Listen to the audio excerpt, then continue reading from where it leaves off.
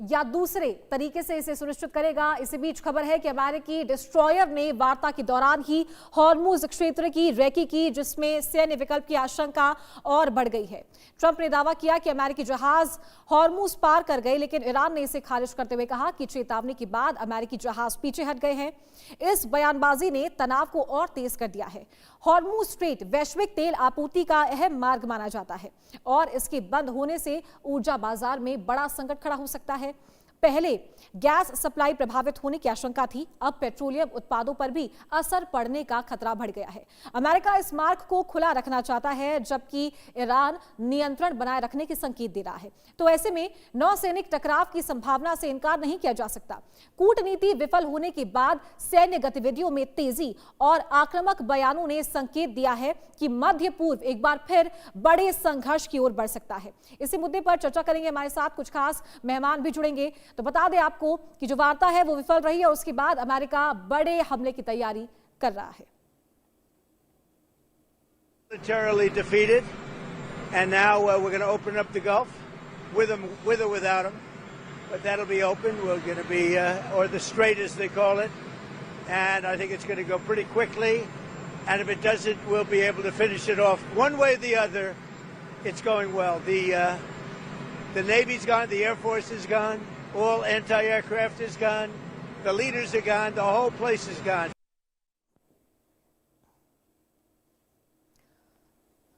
तो हॉर्मुज पर अब आर पार की लड़ाई साफ तौर पर देखने को मिल रही है। मिडिल ईस्ट में अब जो स्थिति है वो और ज्यादा तनावपूर्ण हो सकती है। जो समझौता इस्लामाबाद में हो सकता था वो पूरी तरीके से विफल रहा है, जिसके बाद ईरान को लेकर लगातार धमकियां अमेरिका की तरफ से आ रही है। इजराइल जहां लेबनान पर समझौता करने को तैयार नहीं था, तो इजराइल की तरफ से भी ये बात साफ कर दी गई है कि ईरान पर हमले लगातार जारी रहेंगे। और चलिए अब इस खबर के बारे में आपको ज्यादा जानकारी देते हैं कि कहां पेच फंसा है, कहां पर ये बात नहीं हो पाई है, किन समझौतों पर इस्लामाबाद में बातचीत होनी थी, साथ ही जो 10 बिंदु पहले से दिए गए थे उसके बाद में भी बातचीत इस्लामाबाद में नहीं हो पाई है। सबसे पहले आते हैं, हॉर्मुज पर नियंत्रण पूरा चाहता है अमेरिका, साथ ही फ्री जो संपत्ति है वो ईरान को मिले, लेकिन अमेरिका इस पर समझौता करता हुआ नहीं नजर आ रहा है। प्रतिबंध हटे उस पर भी अमेरिका राजी नहीं है और यही वो मुख्य बिंदु है जिन पर टकराव दोनों के बीच में देखने को मिल रहा है। इजरायली हमले रुके, सीज फायर में लेबनान शामिल नहीं है, अमेरिका ने कहा है। जहां ईरान चाह रहा था कि लेबनान पर हमला ना हो, हॉर्मुज पर पूरा नियंत्रण हमारा चाहिए, यानी कि ईरान ने कहा है, लेकिन बाधा टैक्स सप्लाई जारी रहे, अमेरिका का कहना है। तो चलिए बात करते हैं अमेरिका वार्ता कब फेल हुई है। अप्रैल 2025 ओमान में पहला दौर और ठोस समझौता यहां पर नहीं निकल पाया था। उसके बाद में जून 2025 न्यूक्लियर वार्ता बिना डील के ही खत्म हो गई थी। फरवरी 2026 जिनेवा में बातचीत, लेकिन कोई ब्रेक थ्रू यहां पर नहीं मिला। 25-26 मार्च 2026 प्रस्ताव और काउंटर प्रस्ताव पर लगातार गतिरोध देखने को मिल रहा था। साथ ही आगे आते 30 मार्च अप्रत्यक्ष वार्ता, मांगों पर टकराव देखने को मिल रहा था। लगातार धमकियां यहां ट्रंप की तरफ से आ रही थी। 7 अप्रैल 2026 सीज फायर के बाद भी स्थायी समझौता नहीं हुआ है। 11-12 अप्रैल इस्लामाबाद वार्ता 21 घंटे बाद फेल रही है। दोनों डेलीगेशंस अपने अपने देश वापस लौट चुके हैं। साथ ही बात करें उपराष्ट्रपति जेडी वेंस की, तो एक प्रेस वार्ता को संबोधित किया था जिसमें उन्होंने ये साफ तौर पर कहा कि ये जो समझौता नहीं हुआ है ये ईरान के लिए ज्यादा बुरा है बजाय अमेरिका के। अमेरिका अब आगे क्या रणनीति निकाल कर लाता है वो देखने वाली बात होगी, लेकिन लगातार चर्चा यही है कि कूटनीति से इस बात को, इस पूरे मुद्दे को सुलझाया जा सकता था। तो अमेरिका वार्ता कब फेल हुई है इसकी जानकारी आपको दी है। साथ ही आपको बता दें कि मीडिएटर का काम जो यहाँ पर पाकिस्तान कर रहा था वो मीडिएटर कम एक इवेंट मैनेजर का काम यहाँ पर ज्यादा करता हुआ नजर आया था, क्योंकि दोनों ही तरफ जहां पाकिस्तान के द्वारा दबाव बनाया जा सकता था, लेकिन ऐसा स्टैंड जो है वो पाकिस्तान नहीं रखता है। तो चलिए अब चर्चा को आगे बढ़ाएंगे, हमारे साथ कुछ खास मेहमान भी जुड़ेंगे और साथ ही इस पूरी चर्चा के बाद में ये स्थिति भी साफ होगी कि कहाँ टकराव जो है वो बना हुआ है। साथ ही जो समझौता पाकिस्तान में नहीं हो पाया उसके बाद में इन देशों का क्या रुख रह सकता है। तो चलिए, हमारे साथ कुछ खास मेहमान जुड़ रहे हैं। कर्नल टीपी त्यागी, रक्षा विशेषज्ञ हमारे साथ जुड़ रहे हैं। सब बहुत स्वागत है आपका इंडिया न्यूज पर। अंबर जैदी, मध्य पूर्व विशेषज्ञ हमारे साथ जुड़ गए। अंबर जी, बहुत स्वागत है। सज्जाद बुखारी, पाकिस्तानी पत्रकार। सज्जाद जी, आपका भी बहुत स्वागत है इंडिया न्यूज पर। तो सबसे पहले टीपी त्यागी जी, आपका रुख करना चाहूंगी मैं। क्या आपको सिचुएशन दिखाई दे रही है, किस ओर अब ये जो युद्ध है ये जा सकता है? क्या सीज फायर का उल्लंघन अब होगा? पाकिस्तान की तरफ से ये बात सामने आ चुकी है, समझौता नहीं करेगा, ईरान भी ये कह रहा है। देखिए, ये जो पीस टॉक्स हुई है इसमें एक जन्मजात विकलांगता थी। क्या थी वो? पहली तो ये कि इसमें इजराइल को शामिल नहीं किया गया था। जब अटैक अमेरिका और इजराइल ने ईरान पर किया तो दोनों पक्षों को शामिल किया जाना चाहिए था, इजराइल को शामिल नहीं किया गया। दूसरा, पाकिस्तान की तरफ से एक, इसे मैं षड्यंत्र कहूं या क्या कहूं, उन्होंने ईरान को तो ये बताया कि शर्तों के अंदर लेबनान शामिल है, यानी कि हिजबुल्लाह का मुद्दा शामिल है, लेकिन अमेरिका को बताया कि शर्तों के अंदर लेबनान का मुद्दा शामिल नहीं है। लिहाजा ये दोनों पॉइंट भी सामने आ गए। फाइनली जो वार्ता टूटी वो दो इशू के ऊपर टूटी। सबसे पहले तो ये कि अमेरिका ने दो चीजों जो मांगी गई थी ईरान के द्वारा, यानी कि उनकी संपत्ति को डीप फ्रीज कर दिया जाए, बैंक अकाउंट डीप फ्रीज कर दिए जाए, वो भी नहीं मानी। और दूसरा, उन्होंने ये कहा था कि जो ईरान ने ये कहा था कि हमारे ऊपर जो लेबनान में जो इजराइल के अटैक हो रहे हैं उनको बंद कर दिया जाए। दोनों बातें नहीं मानी गई। अब क्या है, अब वेंस जाब जो है वो यहाँ से गए हैं ये कहते हुए कि हमने तो एक प्रॉपर समझौता ईरान को दे दिया है, अब उनकी मर्जी है कि वो इस पे एक्शन ले या ना ले। उधर जब ईरान से पूछा गया तो ईरान ने कहा डिप्लोमेसी नेवर एंड्स। इसका मतलब ये कि एक रे ऑफ होप तो बची हुई है, यानी कि शायद दोबारा टॉक्स भी हो सकती हैं। हालांकि उसकी संभावना कम नजर आती है। क्यों कम नजर आती है?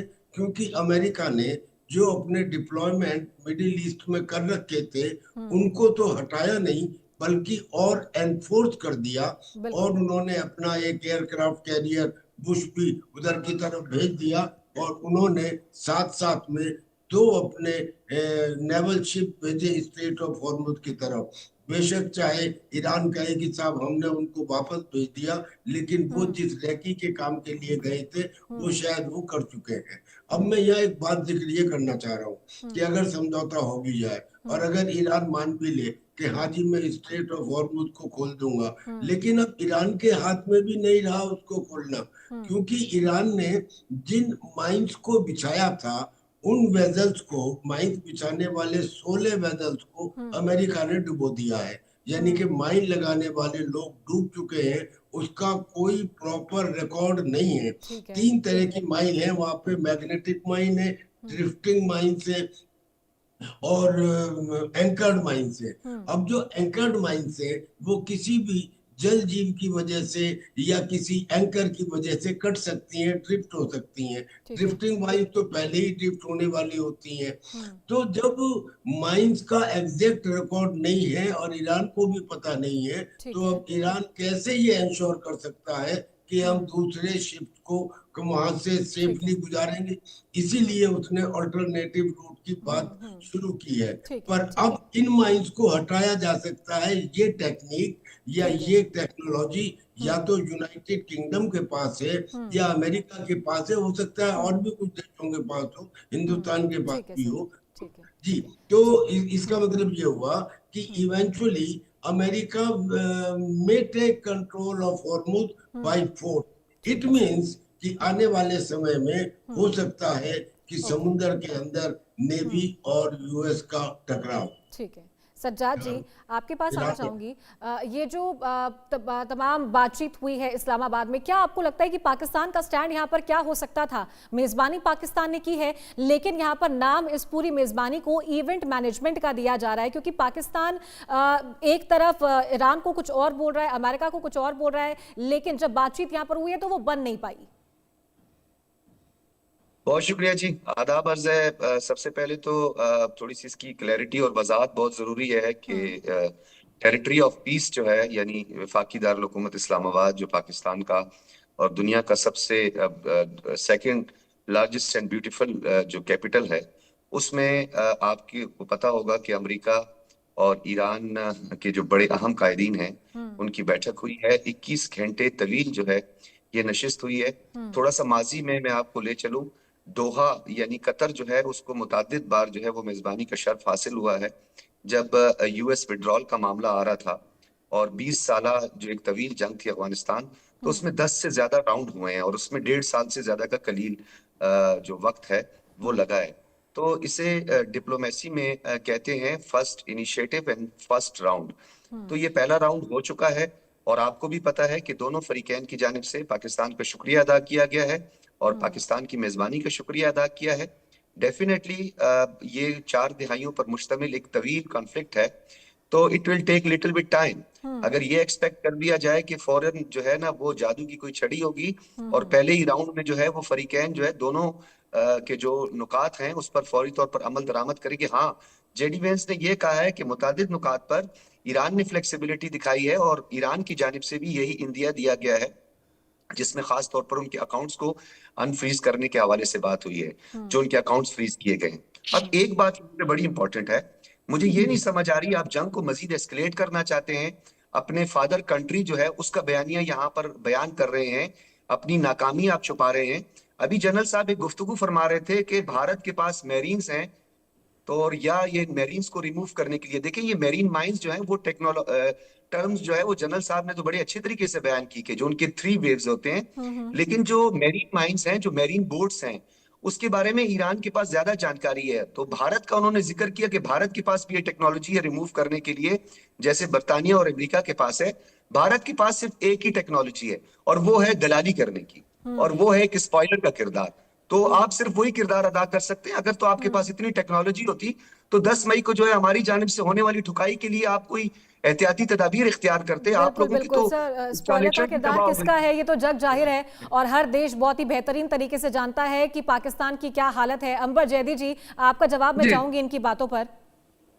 देखिए, सबसे पहली बात ये है कि यहाँ पर भाई साहब बैठकर ये कह रहे हैं कि पाकिस्तान ने पीस टॉक करवाई और ये शरफ हासिल हुआ, वो शरफ हासिल हुआ। कोई भी इस तरह का इनिशिएटिव तो ले सकता है, लेकिन नतीजे सामने आपके सभी देख रहे हैं कि पीस टॉक फेल हो चुके हैं। जेडी वैंस और उनका डेलीगेशन बिना कुछ सेकंड की देरी लगाए वापस अपने देश लौट गया। अमेरिका पे इतना भरोसा भी नहीं है कि कुछ घंटे रुककर वहां पर वो कुछ खा पी लेते, आराम कर लेते। तो ये सबसे मेजर यहाँ पे फैक्टर निकल कर आता है पाकिस्तान का ट्रस्ट फैक्टर और पाकिस्तान की औकात। पाकिस्तान की वो औकात नहीं है, वो किरदार नहीं है कि वो एक इन्फ्लुएंशियल उस फेज में हो या पोजीशन में हो कि जो 2 पार्टीज को बैठकर नेगोशिएट करवाए और उनको किसी टर्म पर लेकर आए। पाकिस्तान एक फैसिलिटेटर हो सकता है, उन्होंने अपनी जगह दी। और यहाँ पर समझने वाली बात यह है कि यूनाइटेड स्टेट ऑफ अमेरिका जो है पाकिस्तान को इस्तेमाल कर रहा है। आप इस पूरी फील्ड नेगोशिएशंस के बाद देखिएगा, ये आपको समझ में आएगा और सबको दिखाई देगा कि अमेरिका का ये टैक्टिकल पॉज था और जो पूरी बड़ी तैयारी के साथ अंबर जैदी जी, इसमें मैं एक और पॉइंट, माफ कीजिएगा आपको रोक रही हूं जी, एक और पॉइंट इसमें ऐड करना चाहूंगी कि जो लेवल ऑफ डिप्लोमेसी है पाकिस्तान के अंदर, वो ये देखने को मिलेगी कि जहां पर इनके मेंबर एक तरफ मिलने के लिए जा रहे हैं तो वो अपने यूनिफॉर्म में जा रहे हैं और दूसरी तरफ मिलने के लिए अगर जा रहे हैं अमेरिका से तो सूट बूट पहनकर जा रहे हैं। जी एग्जैक्टली, वो पाकिस्तान को खुश करने के लिए पूरा पाकिस्तान जो पूरा अमेरिका को खुश करने में लगा हुआ था और जिस तरह से उन्होंने वेलकम किया, रिसीव किया। यहाँ पर अगर हम इस पूरे मुद्दे की बात करते हैं तो ये टॉक्स फेलियर जो है हमारे इसमें ये डिप्लोमेटिक सेटबैक ही नहीं बल्कि क्लियर सिग्नल है कि यूएस और ईरान के बीच में जो ट्रस्ट कंप्लीटली पूरी तरह से कोलैप्स हो चुका है। न्यूक्लियर की बात करें, यहाँ पर हम ऑयल राउट्स की बात करते हैं, रीजनल कॉन्फ्लिक्ट के साथ साथ जो टेबल पे जो कुछ भी हुआ डील नहीं हो पाया, इसका मतलब है कि कॉन्फ्लिक्ट अभी खत्म नहीं हुआ है, सिर्फ पॉज था। ये बात क्लियर हो चुकी है। और यहाँ पर पीस टॉक तब होता है जब भरोसा हो। यहाँ पर दोनों ही पार्टीज के बीच में आपको भरोसा नहीं नजर आएगा और यहाँ पे ये सिर्फ पूरी तरह से प्रेशर का इस्तेमाल हुआ और ठीक है। जो यूएस है उसके लिए रेड लाइन वो न्यूक्लियर वेपन है और ईरान की हम बात करते हैं तो वो सॉवरेनिटी को अपनी रेड लाइन मानता है और जब दोनों के बीच में जो दोनों साइड से जो रेड लाइन ठीक है। क्लैश अंबर करे जैदी जी, तो माफी चाहूंगी, पीस टॉक समय का इम्पॉसिबल अभाव हो है। जाती है और जी, जी, प्री जी। कंडीशंस ईरान की तरफ से बागर गालिबाफ की तरफ से क्लियर आई थी। उन्होंने कहा था कि लेबनान जी, में चलिए, हमको बहुत बहुत शुक्रिया पूरी अंबर तरह से जैदी जी, कर्नल ceasefire टीपी चाहिए त्यागी जो- जी, सज्जाद जी, आप तीनों का हमारे साथ जुड़ने के लिए, इस चर्चा में शामिल होने के लिए। तो आज रात 9 बजे इंडिया न्यूज पर देखिए बीजेपी नेता और मुलायम सिंह के बेटे प्रतीक यादव की पत्नी अपर्णा यादव का एक्सक्लूसिव इंटरव्यू।